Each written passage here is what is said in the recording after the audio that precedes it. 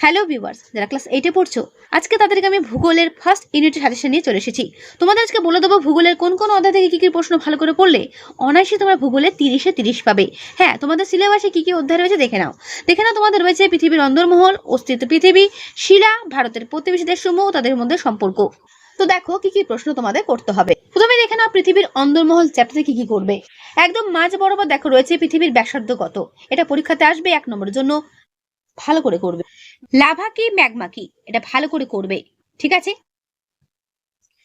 এই লাভা ম্যাগমার পার্থক্য কিন্তু পরীক্ষাতে 2 নম্বরের জন্য আসতে পারে। তারপরে আবার চলে এসো পৃথিবীর গড় ঘনত্ব কত করবে। ভূমিকম্প তরঙ্গ বলতে কি বোঝো এবং এস তরঙ্গ পি তরঙ্গের বৈশিষ্ট্য কি লেখো।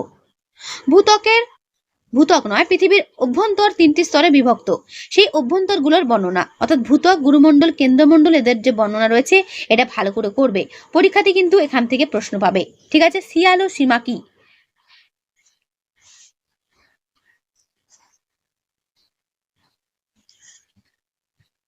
ভূত্বকের দ্বিতীয় প্রধান উপাদানের নাম কি? সিলিকন। তারপর বিভিন্ন বিযুক্ত রেখা এবং বিযুক্ত রেখাগুলো কোথায় রয়েছে, কার কি নাম, এগুলো পরীক্ষাতে আসবে। তোমার মানে এই যে টেক্সট বুক থেকে আমি যেগুলো দেখাচ্ছি না, এর বাইরে কিছু আসবে না, আমি গ্যারান্টি দিয়ে বলতে পারি। তাই যে বাজারে ভিডিওটা এখন দেখছো প্রত্যেককে আমি বলবো এইগুলো বইয়ে ভালো করে নোট করে রাখো অথবা খাতায় নোট করে রাখো। এইগুলো ভালো করে পড়ে যাও, পরীক্ষাতে দেখবে সবাই সবাই তোমাদের এই ফার্স্ট ইউনিট টেস্ট পরীক্ষাতে ভূগোলে 30-এ 30 পাবেই। আর হ্যাঁ, এই যে ছবিটা দেখতে পাচ্ছ, এই ছবিটা ভালো করে প্র্যাকটিস করে নিও। এটা হচ্ছে পৃথিবীর অভ্যন্তর। তোমাদের পৃথিবীর অভ্যন্তরে যে বর্ণনা, এটা কিন্তু আসবে বড় প্রশ্নের জন্য, সেক্ষেত্রে তোমাদের কিন্তু ছবিটা আঁকতে হতে পারে। ঠিক আছে, ক্রোফেসীমা নিফেসীমা বলতে কি বোঝো এবং যে বিযুক্ত রেখাগুলো বললাম তার মধ্যে মোহর বিযুক্ত রেখা, মোহরভিসিক বিযুক্ত রেখা কোথায় রয়েছে, রেপিত্তি বিযুক্ত রেখা কোথায় রয়েছে, এই বিযুক্ত রেখাগুলো প্রত্যেকটা ইম্পর্টেন্ট রয়েছে, ভালো করে করবে। টিকার জন্য আসতে পারে অ্যাস্ট্রোস্ফিয়ার কি। কেন্দ্রমণ্ডলের যে তোমাদের বর্ণনা রয়েছে, কেন্দ্রমণ্ডলের ভাগগুলো রয়েছে, সেটা ভালো করে করবে। নিফে কি, সেটাও ভালো করে করবে। ঠিক আছে, কেন্দ্রমণ্ডল 2টি স্তরে ভাগ করা, একটা অন্তঃকেন্দ্রমণ্ডল, একটা বহিঃকেন্দ্রমণ্ডল, এবং তার সঙ্গে ছবিটা দেখতে পাচ্ছ, এই ছবিটা করবে। আর ঠিক নিচে দেখো রয়েছে বিযুক্ত রেখা গুটেনবার্গ এবং লেহমান, ইম্পর্টেন্ট, ভালো করে করবে। 1 নম্বরের পাতা অর্থাৎ প্রথম অধ্যায় থেকে আমি যেই জায়গাগুলো দেখালাম তোমাদের, সেইটুকুই পড়ে যাও টেক্সট বুক থেকে, আর এক্সট্রা কিচ্ছু পড়তে হবে না। ঠিক আছে, পরীক্ষাতে গিয়ে তখন তোমরা বলবে যে হ্যাঁ ম্যাম, যা দিয়েছেন তাই কমন পেলাম। একটু ভরসা করে আমার কথাগুলো শুনে পরীক্ষাটা দিতে যাও, দেখবে প্রত্যেকের ভালো হবে। এরপর চলে এসো দ্বিতীয় অধ্যায়, পৃথিবী মানে অস্তিত্ব পৃথিবী। এখানে কি কি করবে দেখো, যেগুলো হাইলাইট করা রয়েছে এগুলো ছোট ছোট প্রশ্ন, 1 নম্বরের জন্য ইম্পর্টেন্ট। যেমন প্যানজিয়া কি, প্যান্থেলাসা কি, আলফ্রেড ওয়েগনার কে ছিলেন অথবা মৈসঞ্চরণ তত্ত্বের প্রবক্তা কে ছিলেন, আসবে। কটি পাত রয়েছে আমাদের পুরো পৃথিবীতে, এই পাতগুলো ভালো করে দেখবে, পাতগুলোর নাম পারলে একবার পড়ে নেবে। অপসারী পাতসীমানাকে গঠনকারী পাতসীমানা বলে কেন, অভিসারী পাতসীমানাকে বিনাশকারী পাতসীমানা বলে কেন, বড় প্রশ্নের জন্য এটা আসবেই। এই দুটো প্রশ্ন ভালো করে দাগিয়ে নাও। তার পরের পাতা দেখা রয়েছে নিরপেক্ষ পাতসীমানা বলতে কি বোঝো, করবে। বিভিন্ন ভঙ্গিল পর্বতের নাম, উদাহরণগুলো ভালো করে পড়বে। এরপরে আসছে অগ্নুদ্গম বা ভলকানিজম।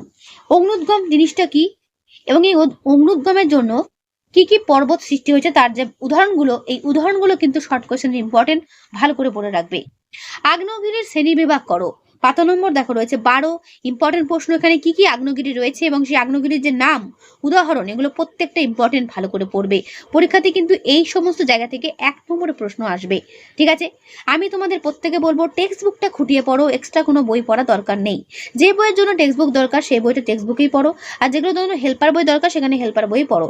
যেমন ধরো ইতিহাসে হেল্পার বই তোমাদের পড়তেই হবে, কিন্তু ভূগোল এমন একটা বই, ভূগোলের লাইনে লাইনে প্রশ্ন লুকিয়ে রয়েছে, এটা ভালো করে পড়লে তোমাদের এক্সট্রা কোনো বই পড়া দরকার নেই আমার মতে। তারপরে দেখো রয়েছে আ পা হো হো কি, এটা ভালো করে করবে। ভূমিকম্পের কেন্দ্র ও উপকেন্দ্রের মধ্যে পার্থক্য কি, এটা পরীক্ষাতে আসে, এখান থেকেই তোমাদের পার্থক্য তৈরি হয়ে যাবে। ঠিক আছে, তারপর দেখো রয়েছে প্রাথমিক তরঙ্গ, দ্বিতীয় পর্যায় তরঙ্গ ও লাভা তরঙ্গ, এদের বৈশিষ্ট্যগুলো, পি তরঙ্গ, এস তরঙ্গ, এল তরঙ্গ, এগুলো ভালো করে করবে বৈশিষ্ট্য সমেত। ঠিক আছে, কোন তরঙ্গ দৈর্ঘ্যের কি কি বৈশিষ্ট্য, এখান থেকেও তোমাদের কিন্তু 1 নম্বর প্রশ্ন শর্ট কোয়েশ্চেন আসবে, এটা ভালো করে করুন। ভূমিকম্প মাপার যন্ত্রের নাম কি, এটাও পরীক্ষাতে 1 নম্বরে আসবে, তাই এই দুটো ভালো করে দেখবে। সিসমোগ্রাফ যন্ত্র মাপা হয় এবং কোন স্কেলে মাপা হয়, সেটা হচ্ছে রিক্টার স্কেলে মাপা হয়, মনে রাখবে। রিক্টার ব্যক্তির নাম অনুসারেই কিন্তু রিক্টার স্কেল নামটা হয়, এটা মনে রাখবে। প্রশান্ত মহাসাগর অগ্নিবলয় বলতে কি বোঝো, দেখো ছবির মধ্যে দেখতে পাচ্ছ প্রশান্ত মহাসাগর, দেখো ছোট ছোট ছোট লাল লাল পুঁতি পুঁতি পুঁতি পুঁতি করে আগ্নেয়গিরিগুলো কিভাবে মালার মতো অবস্থান করছে। তো এটাকে বলছে মানে বলা হচ্ছে প্রশান্ত মহাসাগর আগ্নেয় মেঘলা বা অগ্নি বলায়। তো এটা ভালো করে পড়বে। বড় প্রশ্ন জন্য করবে অগ্নুৎগম ভূমিকম্প মানুষের জীবনে কি প্রভাব ফেলে, আর প্রাকৃতিক বিপর্যয়গুলো মানুষের জীবনের সঙ্গে কিভাবে জড়িত। ঠিক আছে, এটা তোমাদের গুছিয়ে নিজেদের মতো করে বানিয়ে গুছিয়ে লিখতে হবে। তার জন্য তোমাকে কি করতে হবে, পুরোটাকে ভালো করে পড়ে নিতে হবে গল্পের মতো করে জাস্ট। এরপরের চ্যাপ্টার আসছে শিলা। দেখো শিলা থেকে কি কি প্রশ্ন করবে। শিলাতে তোমাদের বেশিরভাগ প্রশ্ন হতে পারে শিলা কয় প্রকার ও কি কি, প্রথম প্রশ্ন। তারপরে বড় প্রশ্ন হিসেবে আসতে পারে আগ্নেয় শিলার শ্রেণী বিভাগ করো। পুরো আগ্নেয় শিলার পুরো ডিটেলস তোমাদের কিন্তু লিখতে হবে বড় প্রশ্নের ক্ষেত্রে।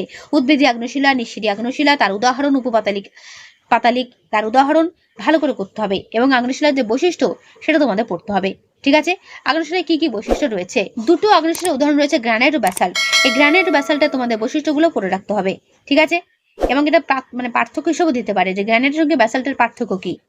এরপরে চলে এসো পাললিক শিলা। ঠিক একই প্রশ্ন, পাললিক শিলার বর্ণনা করো বা শ্রেণী বিভাগ করো। ঠিক আছে, পাললিক শিলা যে কাকে বলে বলতে কি বোঝো, তো এই শিলার মানে বৈশিষ্ট্যগুলো কি কি, এটাও তোমাদের পরীক্ষাতে আসে। এবং পাললিক শিলায় কিন্তু জীবাশ্ম সৃষ্টি হয়, সেটা কিভাবে হয় সেটাও কিন্তু এখানে বক্সের মধ্যে খুব সুন্দর করে গুছিয়ে দেওয়া রয়েছে, করবে। পাললিক শিলা দুপ্রকার, সংঘাত শিলা, অসংঘাত শিলা, উদাহরণ সহ মানে সমেত পড়বে। 3 রকম পাললিক শিলা এখানে বৈশিষ্ট্য দেওয়া রয়েছে, চুনা পাথর, বেলে পাথর, কাদা পাথর। এই 3টে পাথর কিন্তু মানে আমাদের ব্যবহার জীবনে, মানে দৈনন্দিন জীবনে কাজে লাগে। এটা কোনটা কোথায় কাজে লাগে এটা সুন্দর করে দাগানো রয়েছে, পড়বে। আমি যে টপিকগুলো তোমাদের সামনে তুলে ধরছি বারবার করে বলছি, প্রত্যেক কিন্তু এগুলো পড়ে রাখবে, না পড়লে নাম্বার পাবে না। আর এইগুলো পড়লে তোমাদের শর্ট কোয়েশ্চেন এর মধ্যেই তৈরি হয়ে যাবে। 1 নম্বর 2 নম্বর প্রশ্ন এখান থেকেই তোমাদের তৈরি হয়ে যাবে, তাই বড় প্রশ্নগুলো ভালো করে পড়ো। এরপরে আছে রূপান্তরিত শিলা। ঠিক আছে, আগ্নেয় শিলা পাললিক শিলা রূপান্তরিত হয়েই কিন্তু রূপান্তরিত শিলা তৈরি হচ্ছে। তো রূপান্তরিত শিলা বলতে কি বোঝো এবং তার যে বৈশিষ্ট্য বক্সের মধ্যে দেওয়া রয়েছে, করবে। ঠিক তার নিচে দেখো ছবির মধ্যে দেওয়া রয়েছে গ্রানাইট থেকে কি হয়, ব্যাসাল্ট থেকে কি হয়, বেলে পাথর থেকে কি হয়, প্রত্যেকটা ছবি আকারে দেওয়া রয়েছে। তো এগুলো কিন্তু ভালো করে পড়বে। এবং গ্রানাইট থেকে নিচ তৈরি হয়, ব্যাসাল্ট থেকে অ্যাম্ফিবোলাইট তৈরি হয়। ঠিক আছে, বেলে পাথর থেকে কোয়ার্টজাইট তৈরি হয়। তো এগুলো ভালো করে দেখে রাখবে। এখানে বইটা পুরনো বলে একটু দাগানো রয়েছে, তার জন্য কিছু মনে করো না। যেটা তোমাদের আমি তথ্য বলছি সেই তথ্যগুলো ভালো করে বইয়ে মার্ক করে রাখো। তারপরে দেখো রয়েছে মার্বেল, স্লেট, নিশ, এগুলো সব রূপান্তরিত শিলা। এগুলোর কি ব্যবহার রয়েছে এটা ভালো করে পড়বে। এরপর যেটা ইম্পর্টেন্ট তথ্য সেটা হচ্ছে শিলা চক্র, তার ছবিটা তোমাদের প্র্যাকটিস করতে হবে। এই যে চার্টের মধ্যে ছবিটা রয়েছে, এই শিলা চক্রের জন্য কিন্তু এই চার্টটাও যদি তুমি পরীক্ষা খাতায় করে আসতে পারো তাহলে তোমার ফুল মার্কস পাবে। তো শিলা চক্র বলতে এই চার্টটাই ভালো করে করবে, প্রত্যেকে বলছি। এটা বাড়িতে প্র্যাকটিস করে রাখো। ডেকান ট্র্যাপ কি, স্ট্যালাগমাইট, কাস্ট ভূমিরূপ বলতে কি বোঝো, পড়বে। বিভিন্ন খনিজ আর কি, খনিজের সংক্ষিপ্ত পরিচয়, যেটা কোয়ার্টজ, ফেলসপার, অভ্র, জিপসাম, এগুলোর বৈশিষ্ট্যগুলো একবার করে পড়ে রাখবে। নিচে দেখা রয়েছে মোহ স্কেল বলতে কি বোঝো, মোহ স্কেলের মাধ্যমে কি করা হয়, পড়বে। ছোটনাগপুর মালভূমি অঞ্চলকে ভারতের খনিজ ভাণ্ডার কেন বলা হয়, ইম্পর্টেন্ট প্রশ্ন। রেগুলিত কি, করবে। এরপরে আসছে 8 নম্বর অধ্যায়, ভারতের প্রতিবেশী দেশসমূহ তাদের মধ্যে সম্পর্ক। দেখো এখানে কি করবে। সবার আগে বলি তোমাদের ম্যাপ পয়েন্টিং আসতে পারে 5 নম্বরের জন্য অথবা 10 নম্বরের জন্য। 5 নম্বর বেশি আসার সম্ভাবনা রয়েছে। তো তোমাদের কি করতে হবে, মানে ভারতের ম্যাপ তোমাদের একটা কিনে আনতে হবে যেটা ব্ল্যাঙ্ক রয়েছে। সেই ম্যাপের মধ্যে তোমাদের ভারতের যে প্রতিবেশী দেশ যেগুলো রয়েছে, পাকিস্তান, বাংলাদেশ, চীন, মায়ানমার, তো সেগুলোর অবস্থান কোথায় কোথায় রয়েছে সেগুলো একবার দেখে নেওয়া। এবং সেই ম্যাপে যেটা তোমার কিনে আনবে ফলস ম্যাপগুলো ভারতের, যেটা আমার ব্ল্যাঙ্ক ম্যাপ, সেখানে তোমাদের কি করতে হবে, সেই জায়গাগুলো চিহ্নিতকরণ করতে হবে। আমার মনে হয় তোমাদের যে 8টি প্রতিবেশী দেশ রয়েছে সেই জায়গাগুলো ভালো করে দেখে নেওয়া। পাকিস্তানের অবস্থান, বাংলাদেশের অবস্থান, মায়ানমারের অবস্থান, ঠিক আছে, শ্রীলঙ্কার অবস্থান, চীনের অবস্থান।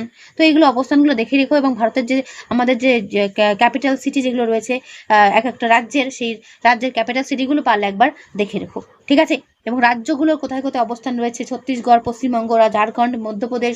তো এই যে ম্যাপ তোমাদের সামনে আমি দেখাচ্ছি, তোমাদের এই প্রথম পাতায় যে চ্যাপ্টার, মানে এই চ্যাপ্টারের প্রথম পাতায় যেগুলো রয়েছে এই ভারতের ম্যাপের মধ্যে, এইগুলো একটু ভালো করে দেখে রাখা। ঠিক আছে, তোমাদের ম্যাপ পয়েন্টিং আসার সম্ভাবনা কিন্তু 80% রয়েছে।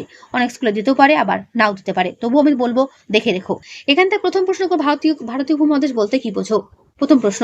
দ্বিতীয় হচ্ছে সার্ক টি কার জন্য ইম্পর্টেন্ট। সার্কের যে রয়েছে, সার্কের পুরো নামটা দেখতে পেলে সার্কের পুরো নামটা করবে। সার্কের সদস্য নয় কোন দেশ সেটাও ভালো করে দেখে রাখবে।